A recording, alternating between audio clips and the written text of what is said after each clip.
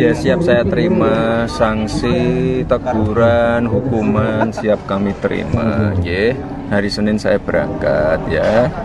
Bon ya? Udah jelas? Yes.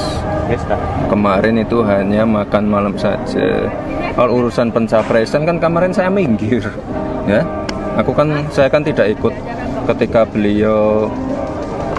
beliau orasi dan lain-lain, kan saya minggir di pinggir, saya kan nggak ikut-ikut. Kita sama-sama komit, kita ingin Indonesia ini kuat, aman, sejahtera. Amin.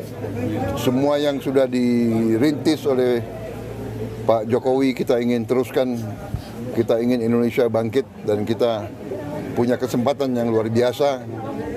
Kita punya apa yang disebut window, ya, suatu jendela kebangkitan. Bonus demografi kita mulai tahun 25, kita punya waktu 13-14 tahun untuk kita bisa naik tingkat menjadi negara yang maju, negara yang makmur, negara industri. Siapa yang diuntungkan dari pertemuan Gibran dan Prabowo?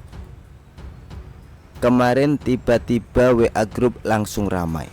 Si Gibran bersama relawannya bertemu dengan Prabowo di Solo. Sebenarnya apa sih yang sedang terjadi? Ada yang bilang habis sudah kalau sampai si pangeran mendukung Prabowo.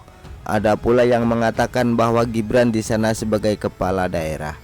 Sehabis makan coklat, teringat permainan catur PDIP di bawah komando Ibu Mega. Sekali dayung 2-3 pulau terlampaui. Tahun lalu kita melihat bagaimana Ganjar sengaja dibuat nampak terpinggirkan sambil melakukan tes pasar terhadap nama Puan. Ibu Mega tahu bahwa rakyat suka drama dan membuat seakan-akan Ganjar dizolimi oleh PDIP. Itu sebenarnya yang membuat relawan-relawan terkonsolidasi secara nasional. Nama Ganjar makin terangkat. Semua itu sudah ada dalam perhitungan beliau. Dengan mempertimbangkan kejeniusan Ibu Mega dan PDIP, saya punya analisa untuk pertemuan Gibran dan Prabowo. Yang pertama, PDIP ingin mengurangi resiko kekalahan Ganjar. Berdasarkan pengalaman Pilkada DKI 2017, dengan mengeliminasi pemain ketiga dalam kontestasi 2024, ada 3 orang yang berpeluang ikut Pilpres: Ganjar, Prabowo, Anies. Kita ingat, Ahok kalah karena pemilu 2 putaran saat 2017. Apabila pemilih Prabowo dan Anies bersatu di putaran kedua, ada kemungkinan Ganjar bernasib seperti Ahok. Pada kondisi sekarang, posisi terlemah berada di Anies karena koalisinya sedang simpang siur. Dengan Gibran mendekat ke Prabowo, dipastikan memberikan tamparan ke koalisi Nasdem dan kawan-kawan. Para donatur bakal ragu membiayai majunya Anies. Mending kasih modal dan kesempatan ke Prabowo lah. Gibran dan PDIP ingin namanya selalu dibahas di media. Semua orang tahu bahwa untuk terpilih tidak cukup hanya pintar dan jujur, harus terkenal. Itulah syarat supaya bisa menang di pemilu level daerah maupun nasional. Gibran adalah tombak masa depan PDIP. Kalau bisa namanya selalu muncul di media massa. Masalah ketemu dengan Prabowo nanti bulan depan rakyat juga bakal lupa.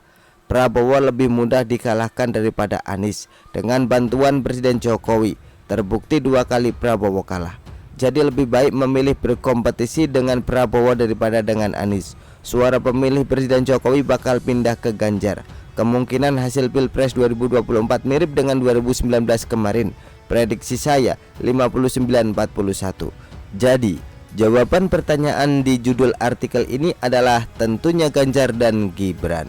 Masalah Senin Gibran dipanggil menghadap ke markas PDIP, yaitu sebenarnya buat makan singkong bareng saja. Begitulah kura-kura. Artikel diambil dari show.com, ditulis oleh Ferdi. Bagaimana menurut Anda?